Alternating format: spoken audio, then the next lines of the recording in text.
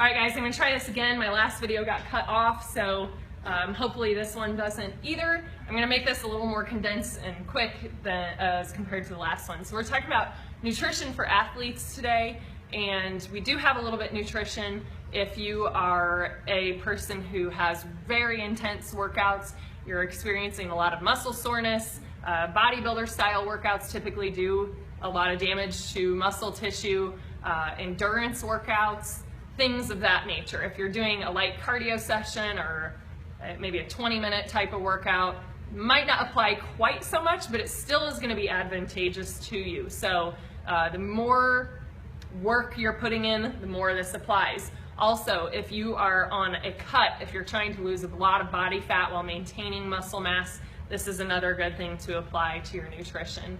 If you are massing, it's similar. You're just going to be magnified with the amount of everything that you're doing. So very quickly here, I'm going to go through this graph. Up here, the blue line is going to be our fat intake. The red line is our carbohydrate intake. And the green line is going to be our protein intake. Sorry, erase this from earlier. So main thing that we want to look at here is our pre-workout, our intra-workout, and our post-workout times, as well as our first meal after our workout. So this would be a meal here. These are the most important times of the day to be looking at. So during our workout, after our workout, our body needs a good source of carbohydrates and protein. We want to keep the fat low at this point because fat slows down our digestion and really creates kind of a muddy feeling in the stomach. And you really don't want that during a workout, right before the workout, and after the workout. We don't want to slow down digestion. We want things to get into the bloodstream quickly and replenish the damage that we have done.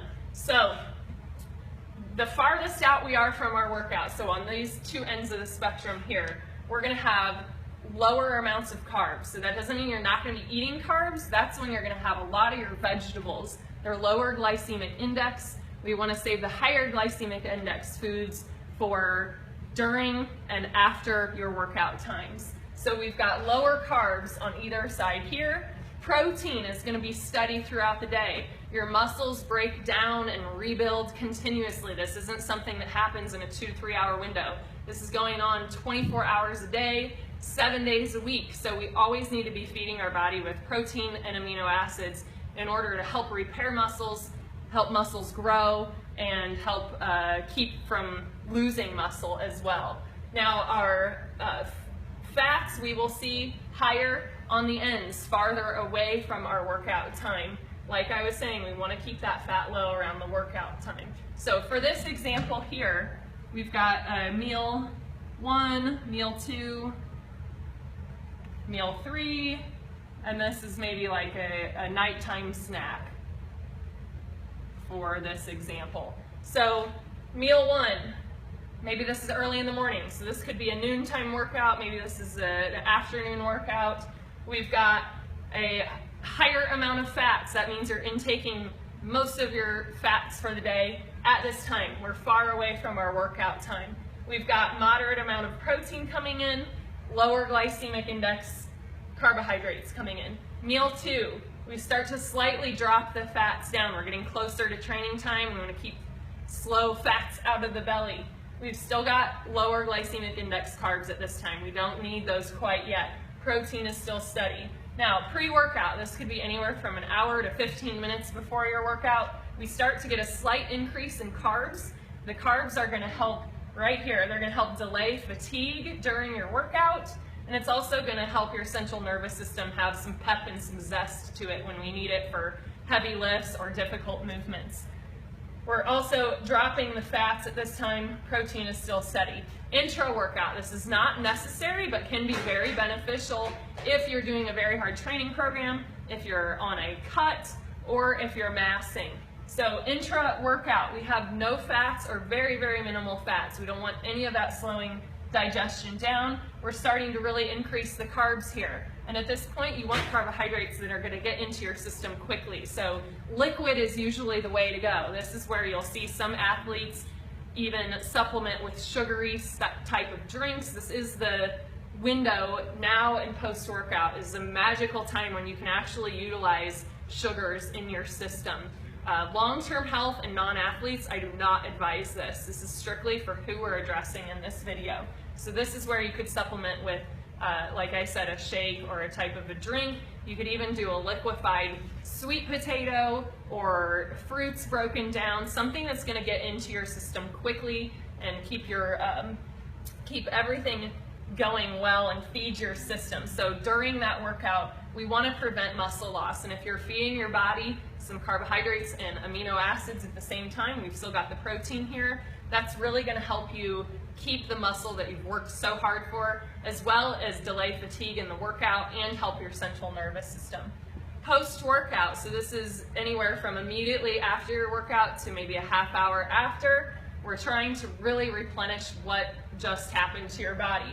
So at this point, again, we have no fats or very minimal fats, a steady stream of protein, and we have a lot of carbohydrates at this time. So as you can see in this window here, this is where we're getting the bulk of your day's worth of carbohydrates. So post-workout, lots of carbs, moderate protein. Meal 3, we're still in this magical time frame where our body's going to soak up carbohydrates way better than any other time of the day. So we can start to increase fats a little bit at this time. We still have a steady stream of protein, and we still have quite a bit of carbohydrates in this meal. As we get farther on the day, farther away from the workout, it's going to start to look more like the beginning. We're getting a little bit higher fat. Our carbohydrate intake is coming down to lower glycemic index foods. And then we also still have a steady stream of protein.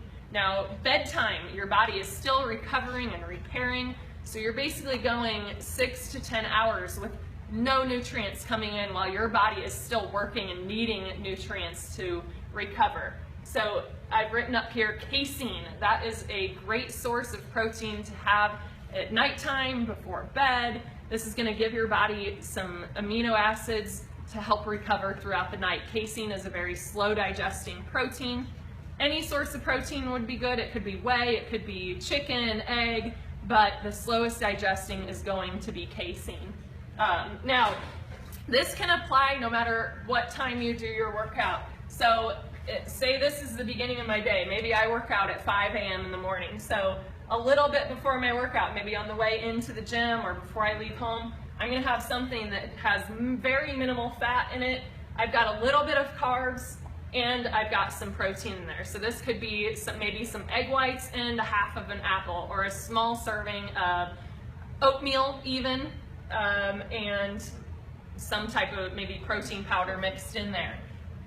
As we move on, just like we talked about with all the food here, so this might be your first actual breakfast, right? You did your little snack before your workout, you had your intra and post-workout foods or shakes there, and then our breakfast, you're still going to keep those fats lower. You want the food to get in quickly, so you're going to have something that's higher carbohydrate, moderate protein, lower fat for the first meal after your workout.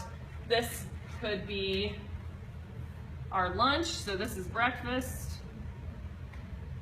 lunch. So lunch, we're getting farther away from the workout, so we're starting to increase fats, lower the carbohydrates a little bit, keep the protein steady, and we just continue over here for dinner and maybe a snack. So this can apply anywhere you want it. You just have to fit the workout food in, place everything else around it. I hope this helps give you some good information and tools that you can use to help improve not only your recovery but your body composition. If you guys have questions, please feel free to comment below. I will get on and answer those as soon as possible. Thanks for tuning in. Just hoping I covered everything, and hopefully this video went through. Have a wonderful Tuesday. I will see you guys soon. Up next, we're gonna have some special guests. I'm gonna be out in Arizona, and we will get to meet some special people come into video for you. So thanks for tuning in. See you guys soon.